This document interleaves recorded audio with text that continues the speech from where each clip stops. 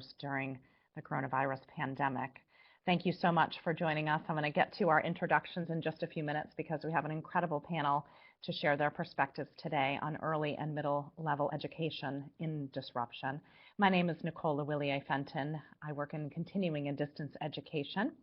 And I will go through our introductions here in just a moment. I just want to share with some of the things that we're going to be talking about today. We're going to be talking about what is pandemic learning, what is learning in crisis, literacy and language development at home, opportunities for early elementary education and middle level education also at home. Lots of opportunities for discussion today over lessons and learnings and shaping education for the future. And we have quite a few resources for parents and students also to share, and a really exciting opportunity. This is the second time we've been able to do this with our webinars, is offering a digital badge for participation today in this webinar. So I'll share more about that information in a moment. A few logistics for you today. I have posted in the chat box. Please share any questions that you may have in the chat box. I'll do my best to keep an eye on those. Our panelists are also going to be able to jump in and answer questions as well. If we don't get to your question today, we will put our email address up several different times throughout the presentation. So please do follow up with us if there's a question that we weren't able to get to today. And we will have an opportunity throughout the presentation to pause and review and see what questions are coming in. And we will have a question and answer period also at the end. So hopefully we'll be able to get to many of the questions that folks have.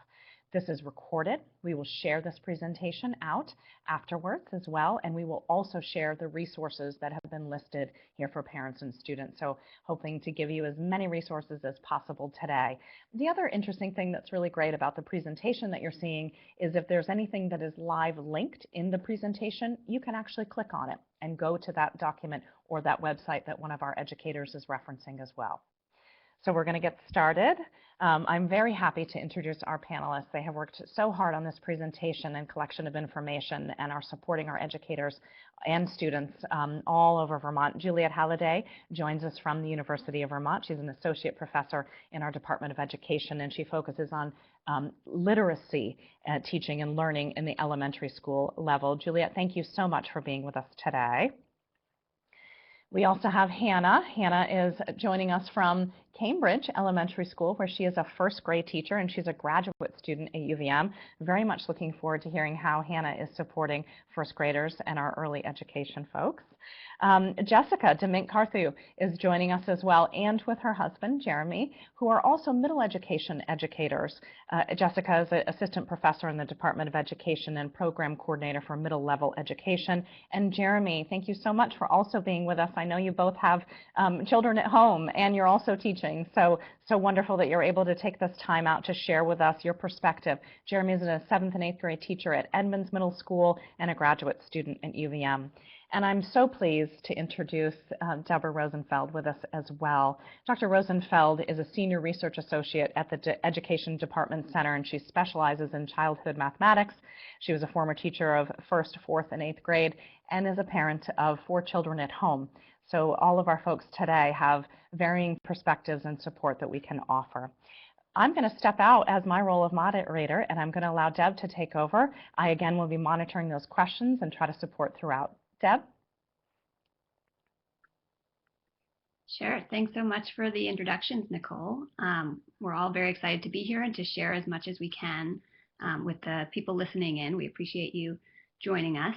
And we thought we'd start by framing the context that we're all finding ourselves in right now as something that's different than anyone has really experienced. It's not homeschooling. We still have teachers who are remote, supporting and reaching out to families. And we still have online tools that we're getting, but we have parents at home unexpectedly who can support that experience, but also have their own agendas, their own jobs, their own other children, their own needs to take care of. And then you add on top of that, that routines and schedules have been totally thrown off, that emotions are all over the place for ourselves, for our family members, and that we're inside together for extended periods of time, and it makes for a new recipe. So we're calling it remote pandemic learning remotely is our best coined term at the moment. And as our panelists present, keep that context in mind, and they'll share how they're thinking about supporting learners and supporting families in those contexts. So I'm going to throw it over to Juliet to get us started with thoughts about early literacy. All right, thank you very much, Deb. So welcome everyone, and thanks for joining us today. We've kind of worked together to come up with some ideas to help support parents during this time. So I'm going to focus, as Deb mentioned, on literacy learning and young learners. So just some big ideas to keep in mind, and this ties in nicely to what Deb was saying, is that this is remote learning in crisis. It's not homeschooling. And so if you're feeling like you're not prepared and you can't be the teacher and do all that, that's absolutely normal and expected. And so schools aren't expecting you to be the teacher. We're just expecting to have some support. So a key to that would be just to set realistic expectations for yourself and for your kids. And don't worry if you can't always meet them. This is a good time to give everyone benefit of the doubt. And then a related point, parents' role, again, is to provide a supportive environment. So you don't have to be the teacher and come up with lessons and do all the planning. You can kind of help facilitate things that teachers have put together for your students. So create some structure, offer some support, but feel free to defer back to the teacher for the main instruction. And then another big thing I think to remember is that students at this time, it's not just about the academics, and it's not just about getting the homework done, but it's about social and emotional learning as well, and social and emotional well-being. And so as parents, make sure you're offering kids downtime, and if it's not working, it's not working, and give a break. Also personal connections. Kids are really missing those social connections that they get. And as much as they love their family, they love their friends, and so it's important to find ways to kind of keep them connected as much as you can. And then just lots of patience, understanding that this is not normal and we're all going through things and processing it differently. And just if ever there was a time for extra understanding and patience, this is it. And then specific to language and literacy development, I tried to think of some things that I thought parents could do relatively easily. And so some simple things you can do, and this would be things, if you're working with especially young kids, or if you're not getting a whole lot of kind of instruction from school, things kids have to do, but you're trying to work from home and trying to, keep your kids occupied in useful ways. One is to provide a language-rich home environment. Another, and I'll go through each of these in more detail in a minute, another is to engage kids in authentic literacy activities. And then the third is to really focus on motivation and working kids toward independence. So for the first of those, providing a language-rich home environment, think about, language and literacy learning as, speaking and listening, so the oral language side of things, but then also print literacy, reading and writing. And so if you want to support young learners in terms of building their oral language, it can be as simple as just taking the time to talk, having conversation at meals and asking open-ended questions and giving opportunities for kids to interact. And then another would be if you're looking for ways to do that more independently while you're on your own conference call or something, let kids record their own stories. Kids learn so much of language skill by telling stories, and so you can have them record them, tell them to grandparents, things like that. And kids are really motivated by creating their own stories. In terms of print literacy, it's great if you can just supply access to texts. And I know with schools closed, with libraries closed, that can be really challenging. So I gave some links to a few different online sources. Canopy and Hoopla are ones that often your public library will have a subscription. For example, I live in Burlington. Through the Burlington Fletcher Free Library, I can access Canopy and Hoopla. There are a lot of audiobooks and things like that, and also picture books where kids can kind of watch the story. Epic is another site. It has like 40,000 children's books, and it's sortable by genre, by topic. Even for young learners, some of those have things where you can click on the word and it'll say it for you, so they're digital supports. And then Storyline Online is a really nice story time. So it's all these recordings of various people, Oprah and other celebrities, reading books to kids. And so you can always plug in a kid to a screen, but feel good about the literacy skills you're giving them. Also, encourage interesting content. What we know about literacy learning is in the early grades, it's all about letters and sounds. But then as kids move forward, it's about vocabulary and background knowledge. So any educational programming, my daughter watched a short thing on cheetah conservation the other day, and I could feel good about those 10 minutes on the screen because it was useful. And then also create a writing center. Just give kids a space and give them materials and have them go for it. And authentic literacy activities, this ties into the next point about motivation, is just kids are going to be more motivated to engage if it feels useful and important. And so if you don't want to fight the homework battle and, wrestle over worksheets and stuff like that, but still feel good about the ways your kids are spending their time, give them some sidewalk chalk and have them make motivational messages outside, or make cards and draw pictures for essential workers and grandparents. Maybe write and illustrate books. You can do that on paper. There's some really good apps to do that, like Book Creator, Storybird. Just have conversations online. You can have kids keep a journal, keep a blog if they're older, record their own videos on Flipgrid. Lots of different ways. If you think about, the homework's not working, I want my kid to do something that is feeling useful, give them some things like that that they'll be engaged in, but that also involve speaking and listening and reading and writing skills. And then finally, for motivation and independence, I think this is a big part of it. I know with my kids at home, it's important for me for them to be able to do things on their own, and that's going to happen when they're motivated. A couple big theoretical ideas is that motivation depends on expectations of success and then value placed on the task. So those are kind of big ideas. What it means is that kids are going to be motivated if they feel like they can be successful and they think what they're doing is important. So if you give them useful things that they can do, they're going to be a little bit more independent and motivated to do that on their own. Some other aspects of motivation are giving kids choice and challenge and collaboration. And so what that looks like at home is giving kids options. So it's not you have to do this, but why don't you choose this or this or this? Breaking things into smaller pieces. Setting reasonable timelines and checking in. I know I'm using the timer a lot at my house. So like, I'm going to come back in 15 minutes and let's talk about this. I'll come back in half an hour and let's see what this is. And then celebrate successes. This is challenging for kids. And so just acknowledging their effort, acknowledging the work that they're putting in, and really being proud of what they've done, I think will go a long way.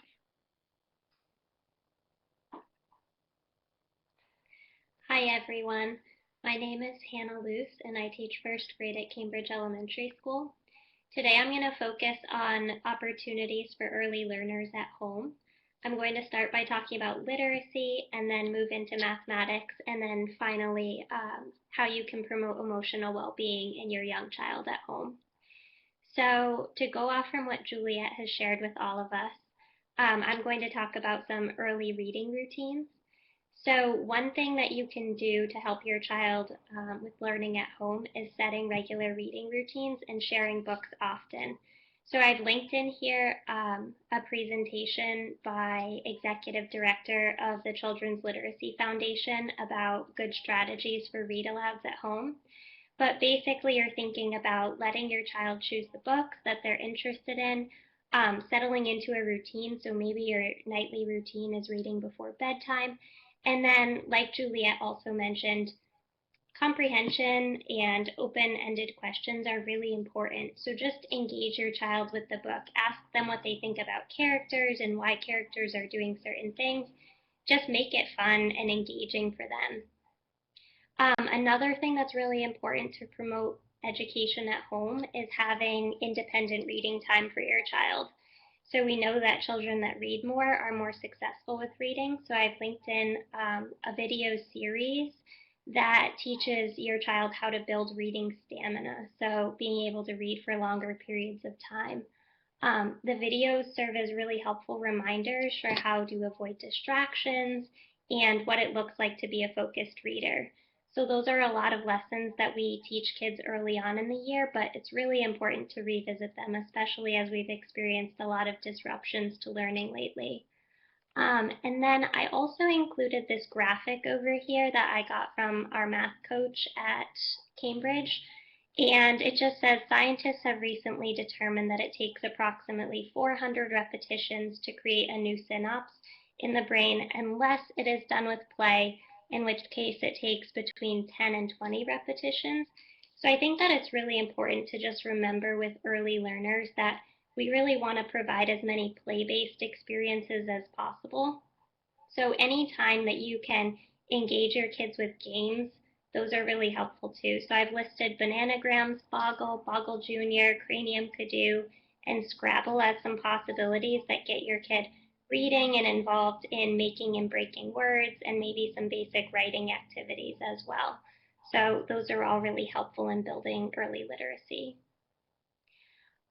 Also, I wanted to touch on early mathematics. So The program that a lot of Vermont schools use is called Bridges Mathematics, and it's a program for kindergarten through 5th grade students. And one of the reasons that the program is so successful is that it provides a lot of hands-on opportunities and game-based learning. So over here it says children must hold math in their hands before they can hold it in their heads. So one thing that we focus on a lot at the early grades is kids building models and having tools in their hands to use. And one thing that I've noticed that has been really challenging as we step out of the classroom is putting tools in my students' hands. So I've linked in some online manipulatives through the Math Learning Center that mimic the materials that we use in the classroom. So students can access these through computers or iPads, and they can create visual models of the problems that they're being asked to solve. I also linked in family guides. I know that there's a discrepancy between how we learned math and now how our students are learning math, and that can be really challenging. So if you're struggling to teach or help your child through problems at home, you can check out these family guides and you can see sample problems and how you would go about solving them the way that your child's teacher is asking them to solve the problems. Again, games are really, really important. So these games are aligned to what your child is learning in school. They're sorted out by topic. So if your student's working on geometry, addition, subtraction, you can go ahead and find that subheading and then find games that are age appropriate for your child. The most important thing that we can do is to get kids really excited about learning. So if they're excited about it, then they're going to want to do it more. So for example, we were doing geometry and fractions for the last several weeks, and we asked families to get involved in baking. We had kids that were making Play-Doh pies and cutting them up and showing their work that way. So all the different ways that we can be putting things in kids' hands and getting them more involved. And then finally, I wanted to talk about putting emotional well-being before academics. So it's really important to understand that even our youngest students are really feeling the disruption and the stress and anxiety brought about by the pandemic. And young kids aren't always as good at articulating their feelings, emotions, and needs as older students. So we need to be really mindful of that and help them to put words to their feelings. So if we can help them identify when they need breaks, when they're feeling stressed or anxious, and give them words to talk about it, that will help them moving forward. We also need to remember that behavior is really showing, it's a form of communication. So if your child is breaking down or getting angry or frustrated, they're trying to communicate a need to you, and you need to help them figure out what they're feeling and how you can help them fix it. So I put this word in here, co-regulate. So we're looking for you to find strategies to help your child regulate if they are having feelings of frustration or anxiety. So that might look like saying, okay, we're going to step away from learning right now. We're going to go take a walk. We're going to go ride your bike. We're going to watch a show. Whatever it is that helps your child unwind, de-stress, and then maybe be ready for learning a little bit later in the day. And then the one last thing that I wanted to share is this idea of a cognitive distraction. And for students that are particularly talented, and this can be true for young students or older students, sometimes they need something called a cognitive distraction. It's not enough to just say, okay, go take a walk, because their brain can still get stuck on the things that they're feeling upset about. And something like solving a puzzle or doing a crossword that's going to take their mind off from what they're feeling frustrated about is far more helpful. So I've linked in a video there. If your child's particularly anxious, it might be helpful to learn more about that as a tool that you can use with your child. Deb, I just want to pause here for just one moment as we about to move into more information about middle school learning. Both Julia and Hannah, we're getting a lot of questions about where do you draw that line of asking for additional support from the instructors. I don't know, Hannah, if you could just share with us kind of your check-in schedule or things like that that you might be doing with the younger learners. And maybe Juliet, if you have any perspective on that too. Yeah, so I'm happy to share. We're being asked to check in with every child every day, but those check-ins look a little bit different. So we're putting out a Google form daily that's just a quick check-in of how are you feeling today? Did you have breakfast? Anything that you would like to share. And we kind of use those to guide which students might need a phone call, a video chat, or another more authentic real-time communication from their teacher. And then we're letting parents guide that as well. When questions come up, we'll make phone calls, video chats. I have several kids that I check in with through video chats a couple times a week. I'm also holding live morning meetings, so my kids have a chance to check in with myself and their classmates. And then, yeah, we're kind of letting the parents guide that a little bit with how much they feel their child needs to communicate with the teacher and when questions arise for them. Great. Thank you so much. Deb, did you want to jump in at all before we move on to middle school, or should we just? Sure. Yeah, no, I'm eager to hear the middle school perspective as well. I was thinking of just highlighting a few things that really have been wonderful so far, and I see people appreciating as well in the chat box. That really this idea that the learning that's happening at home can be organic, can be a part of the regular routines, can be a part of play, the natural way that kids and families are interacting. You both mentioned about how play and things of interest will really motivate the child to do things, and just the opportunities within the things that typically engage kids, playing games, board games, imaginary play games, telling stories, connecting with grandparents, whatever it is, getting outside. We're so fortunate to be in Vermont and have so much opportunities in nature.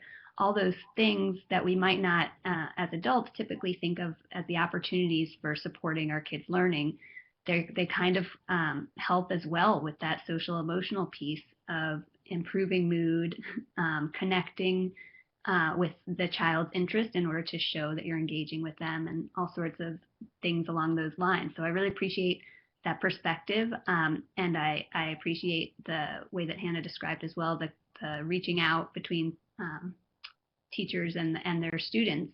I think that as parents, a lot of people are trying to navigate this line of both when do I reach out for support, but also even if I'm not feeling like I need to reach out for support, when do I draw back with my own child to avoid, like Juliet was saying, this homework battle, and instead really remember that support and attending to their needs is the priority above the actual concrete learning that might be coming from the school. So I think a conversation not just for how do I engage my child and support them, but also communication with or without your child about the reality of your home situation and what might be feasible for you is really helpful for people to hear and think about for their own situations.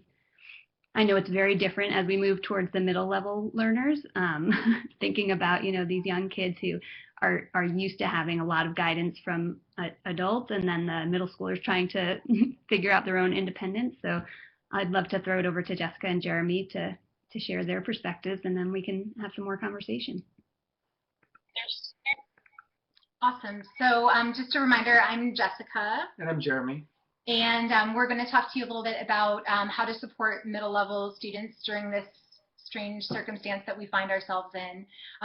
Disclaimer, I think that we all share, is that there is no guidebook for this. This is uncharted territory. I don't think any of us are, or anybody is an expert in, remote learning during a pandemic. So we're very much in this situation of like building the plane while we're flying it. We're in an interesting situation, the two of us, because I'm a middle grades researcher and I teach middle school teachers. I'm a middle school teacher. And we have a 6th grade daughter at home who's in the other room right now doing remote learning. So we're kind of seeing this from lots of different angles. So what we offer today is just some perspective from our own experiences and background knowledge.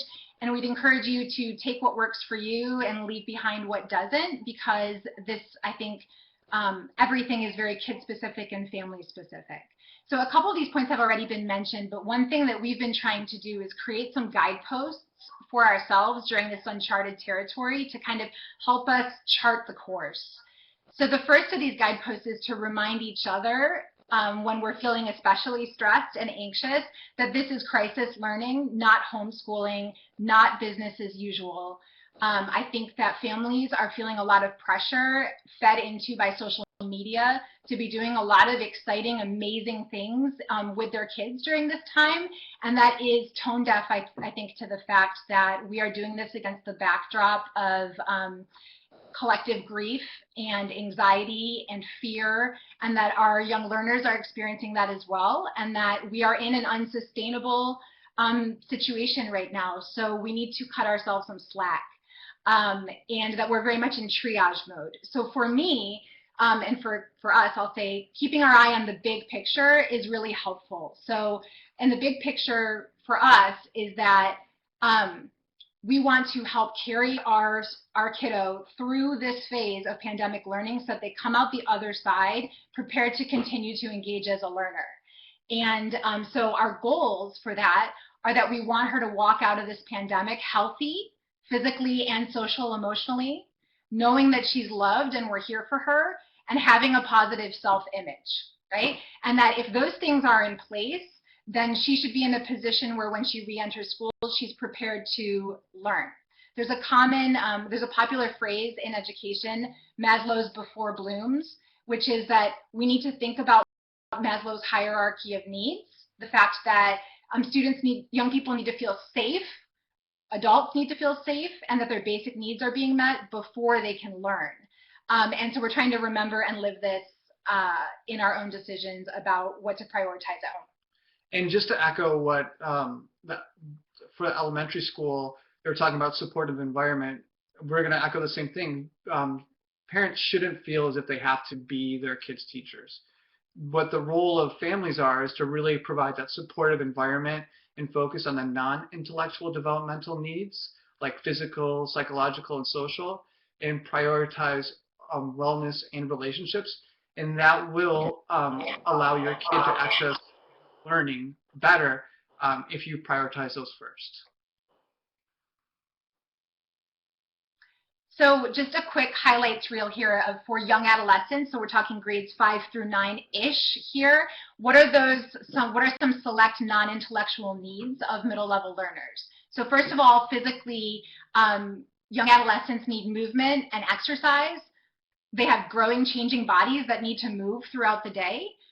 Plenty of nutritious food and water, and they need rest. Sleep hygiene is very important. So remembering to sleep so that you're prepared for the next day and can weather the roller coaster that we're all going through. Psychologically, middle grade learners need opportunities. They're developing independence, and that's tied to their self-image. So they need opportunities to do things like make choices, experience autonomy, have a little bit of control, develop executive functioning, which we'll talk about in the next slide, and reflect on their decision-making with adults. Socially and emotionally, they also need opportunities to interact with peers and develop, maintain friendships, which is really, really hard right now. So it's important to keep an eye on how can we help our learners, how can we help our young people connect through technology so that they don't lose that those social connections that are so important developmentally. And then they're also developing identity, so opportunities to explore their identity and their interests. Keep wanting to change the screen. So to get into executive functioning, we talked about this idea about independence. Just because they have this new sense of independence doesn't mean that they're really good at it yet. And that's where executive functioning comes in. And I'm sure as I read through this list, you're going to say, oh, that sounds like my kid.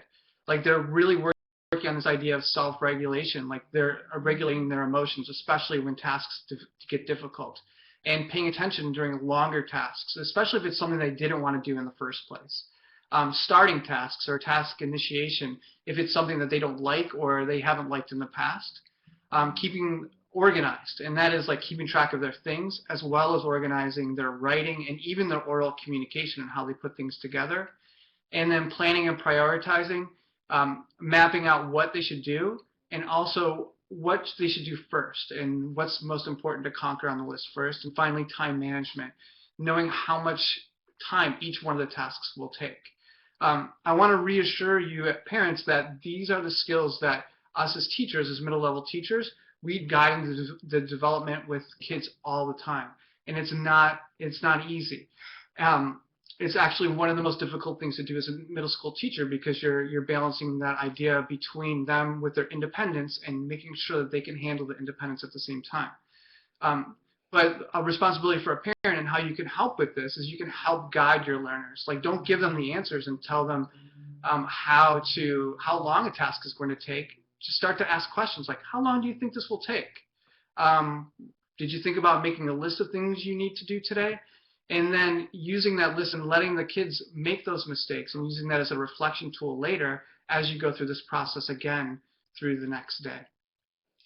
Just a quick comment before we go to the next slide. Many people say that one of the greatest contributions of middle school is the development of executive functioning. That's a major function of middle school, is to make sure that learners are developing those skills.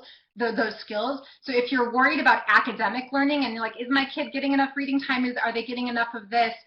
These are skills that you can be helping to keep your eye on the big picture of, like, can I help my learner think about how to develop a schedule that works for them, or help make priorities, and that will serve them in the long run in middle school, in high school, and throughout life. So here are some example routines and norms that we'd like to offer as suggestions to support middle level learners that honor those non-intellectual developmental needs, and also that executive functioning. So first, the use of checklists, I think, is really powerful. So working together to make a checklist that includes more than just learning tasks. So yes, the things that they're being asked to do from their teachers, but also putting on the checklist things like, how are you going to engage in physical movement today? What's something that brings you joy that you want to do today? What is something that you're really excited to engage in?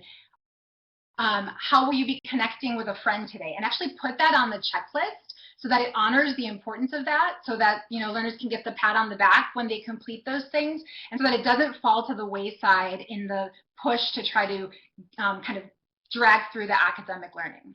And we suggest the use of morning meetings as a time to catch up with your kid, to create those lists, and really as a time for reflection, thinking about what really worked well the day before, and what changes can we make the next day in order to foster this learning and foster this independence and to make things go easier. But it's really important that you use that idea and that time to let them fail if they need to, and then use that as a reflection. And there's a link in here of an article about a family that's doing some really great fun ideas with their daily morning meeting in order to make it more just about creating a checklist, but also as a time for families to get together and process in fun ways. And then again, with this idea of trying to keep things reasonable and establish norms, middle grade students, I think all learners, sometimes struggle with what to do when they're stuck. So we would encourage to establish some norms for what to do when that happens. One that I know a lot of teachers use is the idea of ask three before me. So in this case, that might be, hey, if I'm stuck on a math problem or something just really doesn't make sense, I can go to an online resource like Khan Academy to see if I can find an alternative way to have that explained to me. I can call a friend for 5 minutes to ask that question, or a classmate, or I can email my teacher or write it down for a future check-in with that teacher. So that removes you as like the initial person who needs to answer those questions and gives kind of a filter before they come to you. And then the second norm would be sometimes middle grade learners get stuck and they stop and they don't know how to move on to something else. So establishing the norm that if you get stuck, you do ask three before me, write down your question, and then move on to something else. So go on to another activity or go on to another problem. It's okay to be stuck with something and put it off to the side for now, so that everybody else doesn't have to drop everything in order to help you right in that moment. And this gets to the importance of use of timers and alarms, and I think Juliet mentioned it earlier. The idea that the kids can set alarms, or you can help the kids set their alarms in order to take brain breaks. So if you're on a task that's really difficult, set a time, like I'm going to work on this for 15 minutes and then do a physical activity or take time off of that really difficult task in order to take a brain break. And then also setting up daily check-ins. So you can't, it's really difficult for families to drop everything to talk with the kids at a moment's notice. So setting up different times throughout the day where you are going to check in with your kid and your kids know that you're going to check in with them at those times would be a great suggestion. And that really mirrors to what goes on in the classroom in terms of the fact that, you know, teachers can't drop everything the second that a learner has a question as well. So they need to be developing those skills of how to move on.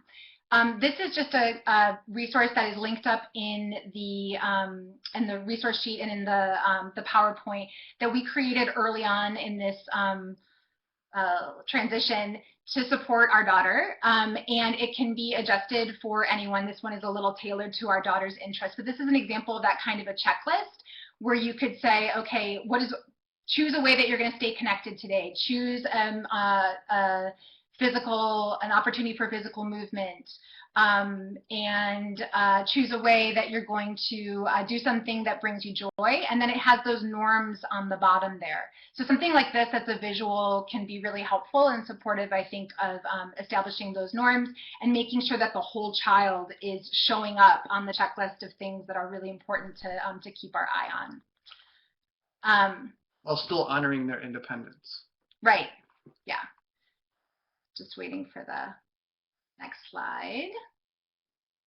Awesome. So at the beginning, we shared some guideposts. So these are just a couple notes about what to do when it's not working. So one of the reasons why we find it helpful to have guideposts is that they offer possibilities. They offer things to reflect on. So for example, if you're feeling like things are really off and off kilter, one thing to reflect on would be, you know, are the expectations we're setting as a family reasonable that we're given that we're in crisis?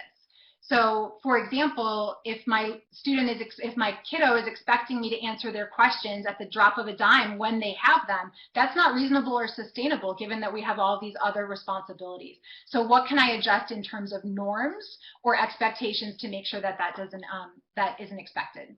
Am I taking on too much responsibility for my child's teaching and learning? In the middle grades, we should be transitioning some of that. We're looking to put more of that on the learner. So how much am I taking responsibility for versus how much are they? Are those non-intellectual developmental needs being met? Did they get enough sleep? Do they need a snack? Have they connected with a friend today? Have they moved their bodies today? Ensuring that those things are being met so that learning can happen. And then are our actions in keeping with our big picture goals? In those moments where I'm trying to decide whether I should force my child to do a task that they are not feeling and the tears are pouring, and they're looking like they're going to throw something, forcing them to do that is not in line with the big picture goal of making sure that they feel loved and supported, are developing a positive self-image. So I just give myself an out. And then, okay, we're done for today. We're done with this activity and we're going to go take a walk right now and we're going to connect, or you're going to go cuddle the dog for a bit or whatever is necessary. So in that moment of struggle or in that moment of upset, it's really important because usually it's both the parent and the kid are feeling that same kind of tension. It's really important to take a break, and 10 to 15-minute break, and do something that's very different from the task that they were trying to achieve, like kick the soccer ball around, or color, or draw, or do something that gives your kid, whoever they are, a task that they really enjoy. And then, as Jessica said a minute ago, use your judgment. If they've hit the wall, if they've hit their limit, then just let them stop for the day. But that doesn't mean that you shouldn't go back to what made them hit that limit, but I think that it's okay to have that out. So there's how to react in the moment, and then also I think it's really important to go back and process later, bearing in mind that we said it's important to reflect on decisions at this age group with an adult and think about, okay, what were the consequences of that choice and what might I do differently next time? So in the moment, you might take a break, but once you and your kiddo are calm, going back to check in and talk about what's not working, hear it from their perspective, ask them how they would propose to solve the problem, what could happen differently the next time, encourage self-advocacy. So for example, okay, well, if this feels like something you don't understand and it's not being explained in a way that you can understand it, email your teacher. Encourage them to take that on.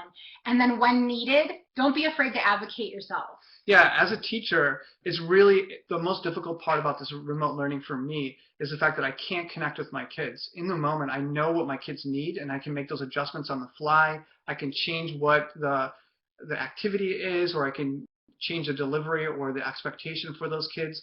But being so far away, it's really difficult. So we encourage, or I would encourage parents to reach out to teachers to ask them if there's a different way that my kid could demonstrate this, or maybe it's too much. Can you take some of this off my kid's plate? Yeah. Awesome.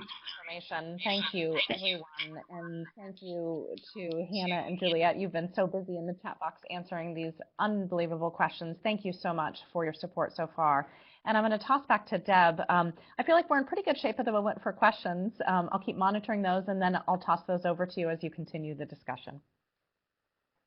Sounds great. Yeah, I really appreciate all those perspectives. I think it would be helpful to just ask some questions that brings up some of the specifics of topics you guys have already talked about, but is clearly coming up in the chat box in terms of individuals and specific situations. So I think it might be helpful to talk about, for example, with the routines and schedules, like when you're starting as an individual with your particular child and family situation and school situation, what might be your first steps in trying to even set up that kind of schedule within your household? And anyone can jump in to start, but I'm sure that people would like to hear for the earliest learners as well as for the middle school ones.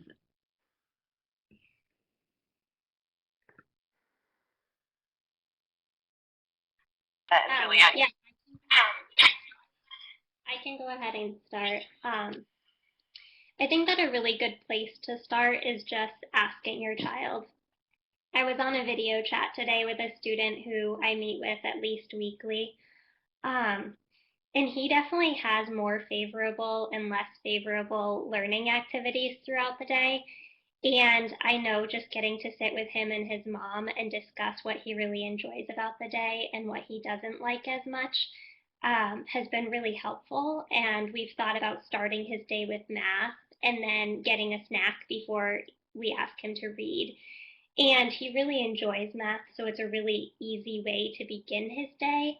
And then putting a snack before reading, and then, like, for example, a biking break after reading is really helpful for him because we're thinking about a more favorable activity than a less favorable activity, but then getting his body moving.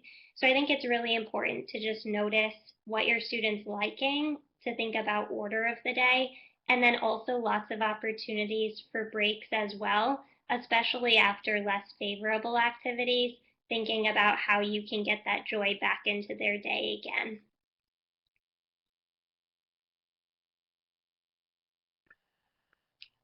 I'll just highlight before I can see Jessica wants to jump in, but I'll just highlight in there the opportunity of this pandemic learning remotely of individualizing for our children. So checking in with them, asking them about what those favorable and less favorable activities are, or just observing them if they can't articulate it, and letting them have some choice. It seems so important to get that buy-in to help with the motivation piece, and being there to monitor when the breaks are needed, the body needs to move, and all those things, that in a typical school day, when there are so many kids having to follow the same routine, those opportunities are not there. So it's a nice opportunity to enable learning more naturally for the individual child.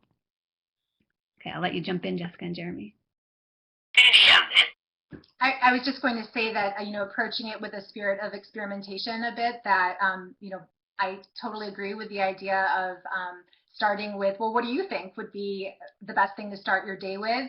And then knowing that our learners are, developing executive functioning skills, that they may make the wrong choices. So they might say, for example, I'm going to keep all of my least favorable activities for the end of the day. And you can see that that's not probably the best choice. I would say that with the middle level learners, it's hard sometimes to watch them make those choices and then fail, but that I think it's really important, and that that's some of the learning that can take place right now as well, is okay, try that. And then let's talk about it tomorrow. How did it go? What would you do differently? What did you notice? And then what can we adjust? So I think that negotiation and that asking of questions of like, how did it go? What do you think you might try next? And then letting them take the lead in making those adjustments and experimenting with what works.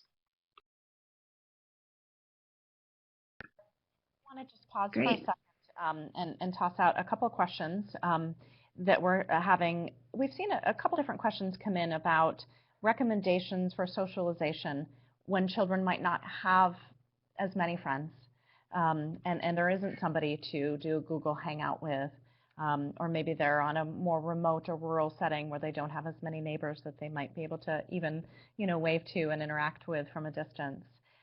From both the perspectives of our early educators and our middle educators, any suggestions for folks that may be struggling with that with their children?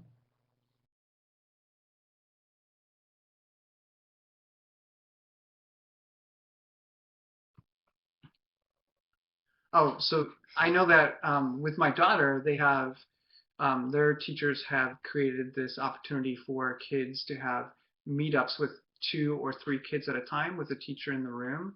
And I know that my daughter, she just has lunch and they eat lunch together with those 2 or 3 people and the teacher, and they just talk about random things, and it really fulfills a need in her day.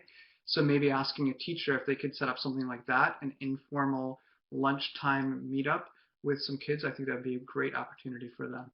Yeah, and I think that's one of those examples where you might advocate to your teacher, your child's teacher, and say, my kid's struggling to find people that they can connect with socially right now.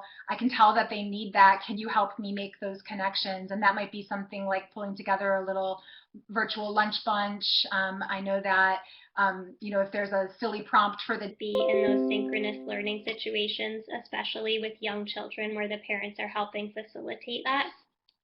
So it definitely is not required, at least in my classroom. But I also offer that students can check in at different times in the day through a live format, either just with myself or with small groups of students. That way it's less overwhelming and there's more social interactions happening. Another thing that I've started in my classroom is letter writing. So I asked families to add their mailing addresses into a shared document if they felt comfortable, and students have been writing letters and drawing pictures for their friends. And they can even print out photographs or share things that they've been doing in that way. And that's really helped my students to feel more connected to each other as well.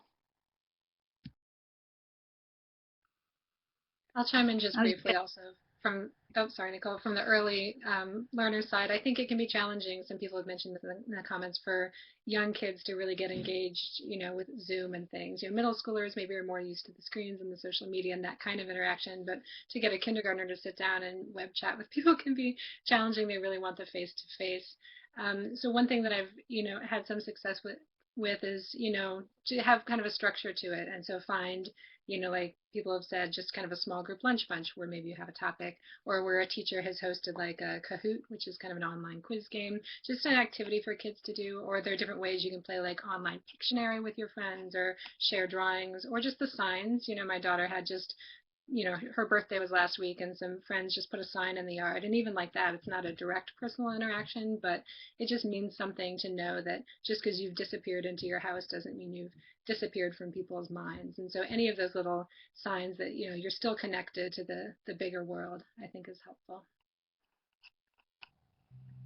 I wanted to add to that, having toddlers at home who are almost 3, that one thing we find very important for them in terms of this connection, because it is very abstract and not the same to just watch things online, is to use the local live streams or recorded videos of things that they have actually experienced in the real world, and then see it there. So for example, they were regulars at story time and at music at our local library, and those are being continued through weekly videos or live streams of those. It's the same routine, like when you come in, you hear the same songs, the same kind of rhymes, all those kinds of things, and that actually captures their attention. So if you can find some local connection rather than just like the most popular singer for kids kind of thing. I think that really helps with that. I appreciated the point made about finding a shared interest or a shared gameplay, how we were talking at the beginning about motivation, in terms of bringing people together so that it's not necessarily just to chat, and that might put some pressure on some kids that are less comfortable or not, but if they have a game or an actual interest, they're all engaging in that same thing together is helpful. And then, like Hannah was saying with letter writing and stuff, I just don't want to forget about family, that grandparents love getting calls, aunts, uncles, cousins, neighbors, elderly neighbors. Telephones are easy to use. It doesn't have to be video. It could be in written form. It could be in verbal form, pictures, all those kinds of things. So there's lots of opportunities for those ways to reach out and stay connected, which we've all said is so important to that social emotional piece as well. Nicole, I'll give you a chance in case you're itching to get another question out there from the chat. Well, it's perfect timing too, as we're talking about what is and the crystal ball's clearly not working lately, but what is the future like? And one question that I think is really on target with that is, how do we help with a transition of our students back into more traditional learning? Has that been a conversation that anyone has been having yet? And I know parents are probably thinking about that as we start to hopefully explore what the fall would look like.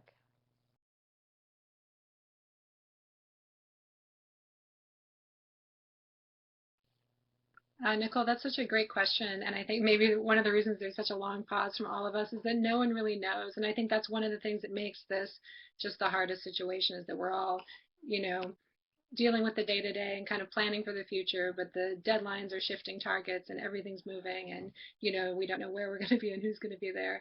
And I think the one thing in terms of concerns about, is my child going to be ready if they've missed all this school time, is that everyone's in the same boat with this, and schools are, Hannah made the good point, teachers are masters at differentiating, and schools are prepared to be flexible. There have been a lot of conversations with the Vermont Agency of Education too about how to handle this, and I do feel like at the university level, K-12 level, and with the Vermont AOE, people are pretty much in agreement that this is just an unusual time that requires unusual measures, and that we do everything we can with the kids' best interests at heart to kind of make sure that everyone gets what they need. And it is going to be challenging. There are a lot of issues with access and equity, with kids who need special supports and aren't getting them, and kids who are English learners and aren't getting that support, and different kids' home environments are different. And so what people are getting and doing during this time is going to vary. And, teachers are just going to be prepared, as they always are, to meet the kids where they are and give the best of what they have. Whether it means that we're easing in on like a split schedule or decreasing class size, there are a lot of conversations, but again, no one knows. I wish I could answer that, but I just can't.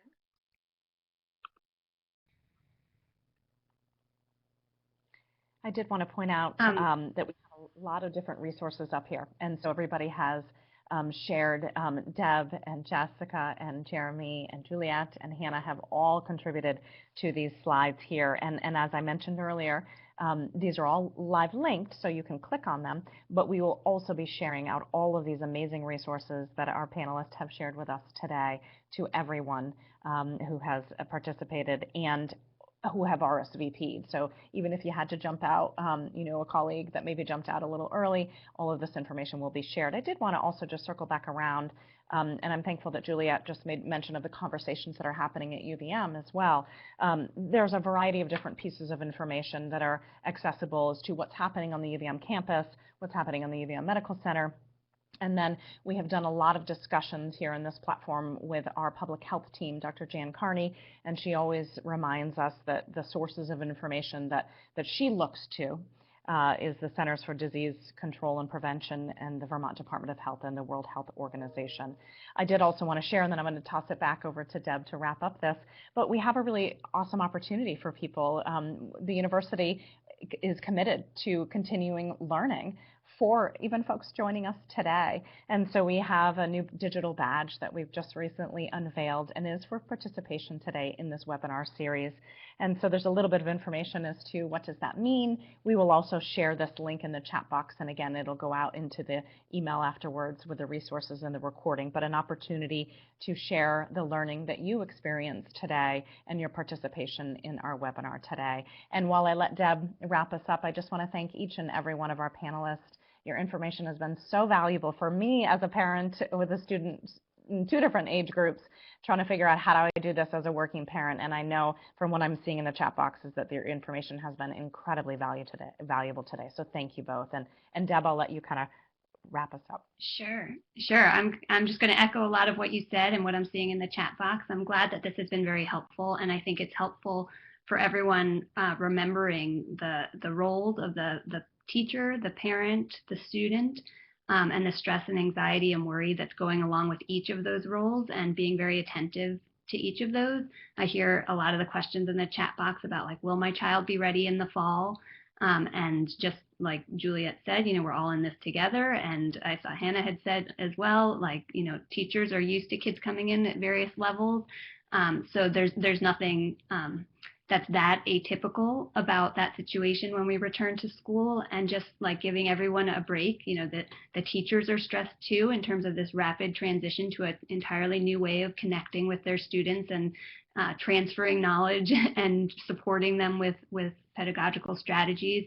This is all rapidly evolving and in the midst of so much emotional change as well. And so this idea of it being normal, it being happening to all of us, and that cutting ourselves some slack and trying to remain connected, and like Jessica and Jeremy really helped us see, like, our eyes on the bigger picture of are we coming out on the other side of this as healthy, well people who then can return to school and take advantage of every opportunity that gives us. So I hope that you continue to share questions when they come up, and we hope that the resources are helpful. And thank you to the panelists for the wonderful conversation. And thank you to Nicole for getting us all together. Yeah. Oh, thank you so much. And thank you, Deb, for facilitating this conversation and your perspective as well as both an educator, a researcher, and a parent. And I just want to echo from all of the staff at the Continuing and Distance Education, we really appreciate everyone participating today, asking great questions. And thank you so much to our panelists. I'm going to let you get back because you all have students and children to take care of. And we appreciate all of your time, and everyone who's joining us today. The resources will be shared, the recording will be shared, and we wish you all the best. We'll hope to see you again soon. Take care.